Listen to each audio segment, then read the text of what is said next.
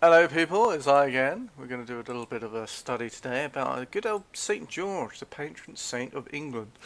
He's the guy that basically is the source of all the red and white stripes on the English and American flags.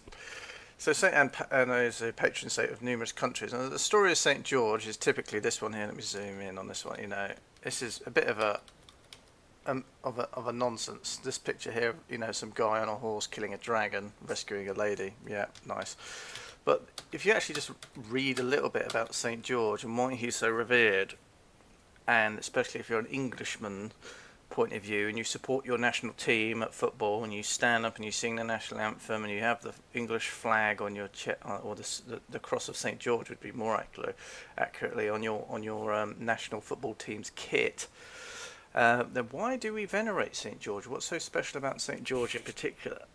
So we're going to ignore this element of it, the slaying the dragon being a metaphor, as we'll come to see once we just read a little bit about the life of St. George.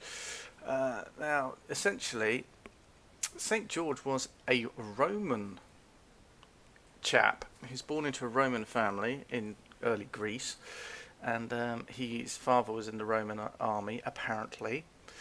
Very little is known about St. George's early life, but it is thought that he was a high-ranking officer in the Roman army who was killed in around 303 AD. It seems that the Roman emperor, right, so it's almost like the god emperor, if you like, had St. George tortured to make him deny his faith in Christ. However, despite some of the most terrible torture techniques, even for that time, St. George showed incredible courage and faith and was finally beheaded near Lydda in Palestine. His head was later taken to Rome, where it was interred in a church dedicated to him. And so a lot of Christian nations, obviously, and even Muslims, it turns out even Muslim have some sort of relation to this guy, in relation to not giving up your faith, never giving up to the Inquisition, if you like, the Roman Inquisition as opposed to the Spanish Inquisition. This would be the Roman Inquisition, saying, give up your faith, follow your orders. And in particular, if I go to the next one, this is that was a History UK article there. Let's go to the BBC. They never tell untruths. So very little is known about the real St. George. He's thought to have been born into a noble Christian family in the late 3rd century in Cappadocia, an area which is now in Turkey. He followed his father's profession of a soldier and became became part of a retinue of the emperor of, was that Diocletian? The emperor ordered the systematic persecution of the Christians, and George refused to take part in those persecutions. Was it the 6th Legion? This is what a lot of people have hinted, that the Revelations passages of the Bible was in relation to a particular nasty time in the early founding period of the Christian Church, is where these Christian people were being put to death quite readily by the Romans, as they didn't really know what to do about this spreading religion based around peace and tolerance and forgiveness and stuff like that. They just thought, fuck it, kill them all, send in this fearsome 6th Legion. But essentially, so part of what this guy was ordered, obviously the order exists, and if you look at this example, that he refused to go around killing the Christians. So he refused his orders, refused the orders of your master, your ruler, your king, your liege, whatever you want to call this person. So let's put that in a modern context. You could look at it as maybe like Second World War, for example. Stalin gives you an order, Hitler gives you an order.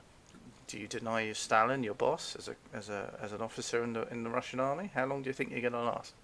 Well, likewise in Hitler's regime, where Hitler says you need to kill a load of Jews, or he might not give you the exact wording as such, but he might put it in a roundabout way. Or those people need to disappear, and you say no. Now that's whether those people be of your faith or of a different faith. In this case, obviously, he's talking. He was being ordered, let's say, by like a pantheon of gods, like a pagan emperor, possibly, to kill the people who believes in the one God belief. This cute notion that there's one God. So it's just a very interesting point, because the myth of the dragon and the princess has overtaken the fact that this man decided to choose death over renouncing his faith and following the orders of despotism, some evil government, whoever that might be. Whatever the government is, it could be a despot, or it could be, an oligarchy, or it could be a cabal, or whatever the oppressive regime is that holds sway over you by being in a position to order you to kill people. Then that's the metaphor of the dragon, is overcoming your dragons, the evil, the evil, essentially the evil force, the evil power. I mean, who can really kill a dragon? You think about a dragon just come down, eat you, and burn you alive, or whatever. But it's the defiant figure that you will not be taken alive, so to speak. You'll go down fighting. So I just thought that's quite interesting, because it's something that isn't really celebrated at all in the traditional context of what St. George was. The Christian Crusaders obviously started using him as a chivalrous kind of figure, and particularly certain kings in England took him up to be like a knightly or a chivalrous kind of saint that they like to. Probably the whole getting the maiden thing is what carried over in that respect. But more importantly, it's about standing up against wrongdoing. If someone gives you an unlawful order, someone says go and kill a load of people. No, I'm not going to kill a load of people. No, you've got to kill those people. I'm ordering you to do it as your emperor, as your master, your ruler, your god, if you like. It doesn't matter who it is. Just go out there and kill a load of people. No. Right, well in that case, you know what's going to happen. You're going to get put in a dungeon. God knows how bad the torture techniques were back in the pre-medieval times, so it could have been anything. It could have been done behind closed doors, and then eventually you obviously get killed and you die, and hey, there's the moral high ground. You remain on the moral high ground even though you're dead. So St. George is not even English. This is just some facts from the City of London. He was a soldier. This is about the history here. Have a little read. This is about the kings adopting him after the crusading period. He's not just the England patron. He's Ethiopia, Georgia. Obviously, Georgia is named after St. George. Portugal, and cities such as Freiburg and Moscow. Is that Beirut? Probably Beirut. Is that in the Middle East? Perhaps that's whereabouts the Romans killed him. There's no dragon. Shakespeare had in it. Yeah, some interesting Shakespeare references to Shakespeare being born on or around the day of St. George's Day, which is the 23rd of April, and Shakespeare died on 1616, I think it was, on or around St. George's Day. So obviously they're trying to hammer home the Shakespearean reference to St. George. And the City of London here just saying, even though it's fallen out of popular custom to celebrate St. George's Day in England, here in the City of London we still celebrate St. George's Day with food and stuff in Trafalgar Square, and something about a lady walking with a donkey or a goat in front of her, whatever that might be. So there we go. Now I just want to relate that back to a video I've just been watching here with Joe Rogan, and a very short snippet about these old stories, whether they be Bible stories or folk tales, folk stories, old stories that are basically trying to impart some wisdom, some metaphor for modern day living. And I've obviously brought the Roman emperor ordering you to kill someone, and you refusing orders and then being put to death by torturing and beheading. You can put that forward to the modern time of the 20th century, where you had Stalin or Hitler, whichever one takes your fancy. And obviously, if you deny one of their orders, what do you think is going to happen to you? So essentially, this is what Jordan Peterson is talking about, is that it's about bringing the knowledge, the imparted knowledge from generations lost, generations in the past, all the way back 4 and a bit billion years when we first were cells or whatever, in some sort of primordial soup, if you like, all the way up to now is past, because life is finite, but the knowledge and the importance of that knowledge is not is too important to be forgotten to a finite kind of lifestyle. It's about passing that knowledge down through the generation, and here Jordan's talking about bringing that knowledge up to date, because because it's old and archaic doesn't mean it's not applicable to modern circumstances. So I'll just maximize the screen and we'll have a little look at what he's saying about that. The stories are erroneous in detail and right in pattern. So, for example, there's an idea that one of the things that the mythological hero does is stand up against the tyranny of the state. Now, you don't have to specify the nature of the tyranny of the state in order for that to be a truth that's applicable across different contexts.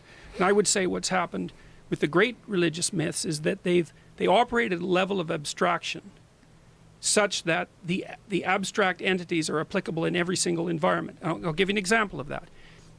It is extremely useful to represent the phenomenology of your experience as a domain of chaos and order. That works in every single environment for every person. And so the domain of order, I can describe it technically. You're in the domain of order when your actions produce the result you desire. And you're in the domain of chaos when they don't. And then I could say, well, your task is to straddle the border between those two domains, because you don't always want to be where everything that you're doing is working because you don't learn anything. And you don't want to be where nothing you're doing is working because it's overwhelming.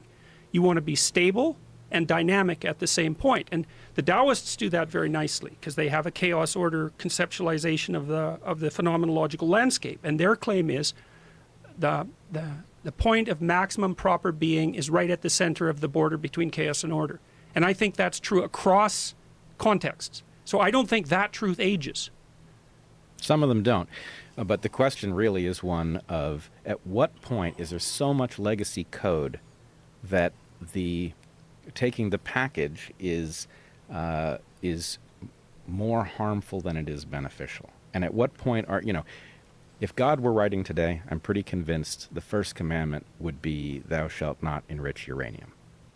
There is an instantiation of evolutionarily accumulated wisdom in the great stories of the past, but they're still dead. And it requires the union. This is why in Christian theology, the Godhead has a tripartite structure. This is part of the reason. There's God the Father, but the Father's dead. The Father was right 100 years ago or 1,000 years ago and is still partly right, but he's dead. He can't participate in the updating of the process, so you need an active force. Now, the active force is the same thing that generated those stories across time, right? So it's the same thing, except it's also alive in the present. And so your moral duty, and this is another thing that happens in Pinocchio, is to rescue your dead father from the belly of the whale. And that's partly what I'm trying to do with these biblical lectures, because your objection is correct. The reason it's correct is because even if the solution was correct, the landscape has changed. And it's changed incrementally or in a revolutionary way. We don't know. And so those old truths are at best partial and at worst blind.